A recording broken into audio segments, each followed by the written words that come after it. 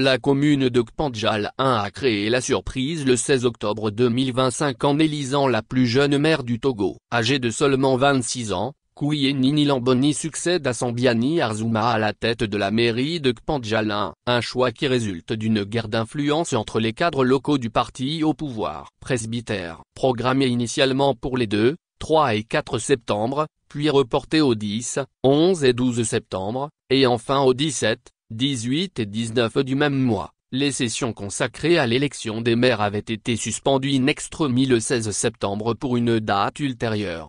À l'époque, des observateurs attentifs évoquaient déjà des dissensions internes, tandis que des sources proches du pouvoir tentaient de faire croire qu'il ne s'agissait que d'un simple problème de calendrier. En réalité, des tensions profondes secouaient bel et bien la majorité. C'est un secret de polichinelle, les maires de la majorité ne sont pas élus, mais désignés par la hiérarchie du parti. Les sessions électorales n'ont servi qu'à entériner ces choix. Cependant, les nominations décidées au sommet n'ont pas fait l'unanimité parmi les cadres locaux. Dans la région des Savanes notamment, des mains noires auraient modifié la liste des candidats retenus dans certaines communes, donc Kpandjal 1 et 2. Cette manœuvre, rapidement signalée au secrétariat exécutif du parti et à la présidence, aurait provoqué le report du scrutin du 16 octobre afin de faire la lumière sur l'affaire. Finalement, les auteurs de ces modifications et leurs protégés ont été écartés. Dans le Kpandjal, cette recomposition a permis au sénateur Sambiani Antema de régler ses comptes avec le député maire sortant et secrétaire préfectoral d'UNIR,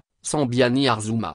C'était presque une querelle ouverte entre le chef de délégation et le maire sortant devant les élus. L'ex-ministre Nupoku a accusé le maire sortant de s'être accaparé tous les postes, député, maire et secrétaire préfectoral du parti. Ce dernier a répliqué que c'est le parti qui lui avait fait confiance, confie une source locale. Selon plusieurs témoignages, le sénateur Sambiani Antema aurait proposé les noms des 2 maires de la préfecture de Kpandjal. Il n'a pas voulu choisir sa nièce, Sambiani Noéline, car cela aurait été trop voyant. Parmi les élus, il a estimé que Kouyenini serait plus facile à manipuler, ajoute une autre source. C'est d'ailleurs lui qui aurait encouragé la jeune femme à se présenter comme conseillère municipale. En clair, l'actuel maire de Kpandjal n'est autre qu'une marionnette du sénateur. Le sénateur ne cache d'ailleurs pas son intention d'avoir la main sur la gestion des communes de sa préfecture. La preuve, le soir même de l'élection des maires, il a réuni tous les élus locaux des 2 communes pour leur donner des instructions précises. Il leur aurait intimé de ne rendre aucun compte aux députés et de ne répondre à aucune de ces convocations. Devant l'assistance,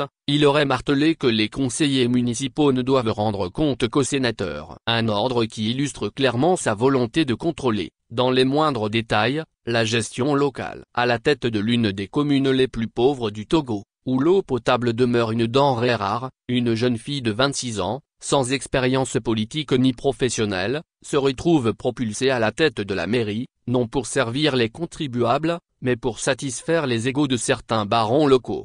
Elle a failli faire une crise lorsque l'enveloppe a été ouverte et que son nom a été lu comme celle choisie par le parti pour occuper le poste de maire. Elle a failli tomber de son siège, et ce sont les autres présents dans la salle qui l'ont retenue, raconte une source témoin de la scène.